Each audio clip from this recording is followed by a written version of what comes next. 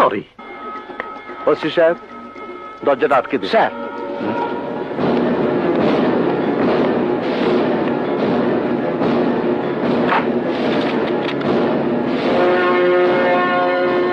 আপনার জুতো জোড়া খুলে আমাকে দিন। Yes sir.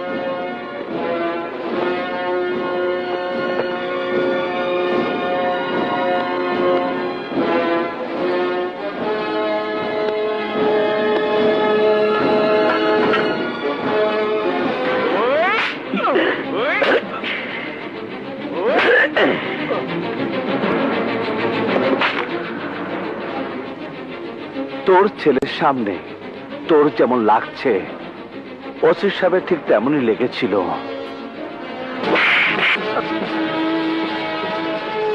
আর এইটা হলো সরকারি কাগজ ছেঁড়া শাস্তি।